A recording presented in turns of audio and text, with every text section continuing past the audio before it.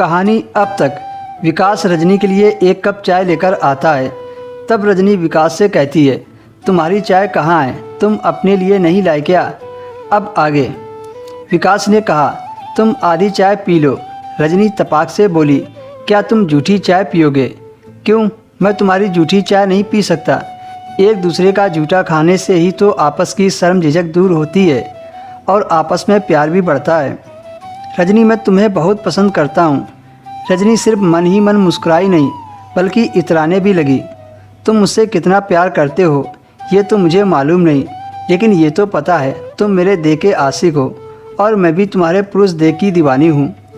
तुम मेरे जीवन में आने वाले दूसरे पुरुष हो। मुझे यह देखना है कि तुम्हारी मर्दाना बाहों में कितना आनंद है और कितना नयापन है, और तुम कितनी देर तक एक स्त्री को खुश कर सकते हो। विकास रजनी को लूट लेने वाली निगाहों से घूरता हुआ बोला, रजनी चाय तो पियो, ठंडी हो रही है। रजनी मंद मंद मुस्कुराती हुई चाय पीने लगी। अभी रजनी ने आधी चाय ही पी थी कि तभी विकास ने रजनी के हाथों से चाय का कप छीन लिया और हंसते हुए बोला, तुम्हारे होठों के छुअन से चाय कितनी स्वादिष्ट हो गई है। रजनी आश्चर्य से विकास की तरफ देख रही थी और विकास चाय बड़े मज़े से पी रहा था। तभी बारात आने का शोर हुआ। रजनी पलंग से उठकर मंडप की तरफ बढ़ी। अगले दिन जब रजनी की आंख खुली तो उसके सपने में भी विकास नाच गया था। हरदम रजनी को विकास का ख्याल आता रहता था। रजनी विकास के पुरुषोचित से खेलना चाहती थी। मर्दों में ही नहीं बल्कि स्त्रियों में भी स्त्रीत्व कई गुना होता है। 10 बजने से पहले रजनी स्कूल पहुंच गई। विकास गेट पर ही मिल गया था। रजनी ने विकास को दूर से ही देख लिया था। वह रजनी से कई गुना उतावला था।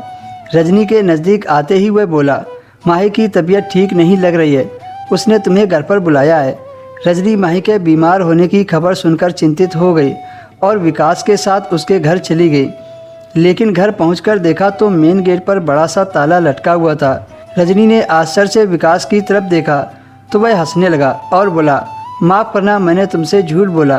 दरअसल माही अपने ममाने गई है और उसके मम्मी पापा शहर से बाहर गए हैं। रजनी ने कहा, तुम्हें झूठ बोलने की क्या ज़रूरत थी और तुम इस ताला को कैसे खोलोगे? विकास ने कहा, तुम इस बात की टेंशन मत लो, ताला की चाबी मेरे पास है। और रही बात झूठ बोलने की, तो इतना झूठ तो चलता ही है। यह कहते कहते विकास ने ताला खोल दिया और दोनों अंदर आ गए। बेडरूम में पहुंचते ही विकास ने अलमारी से इत्र की शीशी निकाली और रजनी के ऊपर छिड़क दिया। ना जाने वह कैसा इत्र था। इत्र छिड़कते ही रजनी मदहोश हो गई और विकास की बाहों में जाने के लिए मचलने लगी। विकास हंसते हुए बोला, इसे मैं सेक्सी इत्र कहता हूँ। पापा को मैंने मम्मी के ऊपर डालते हुए देखा था।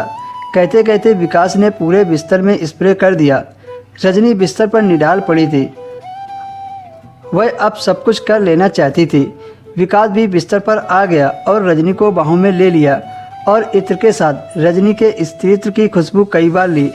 रजनी को भी पूरा मज़ा आ रहा था।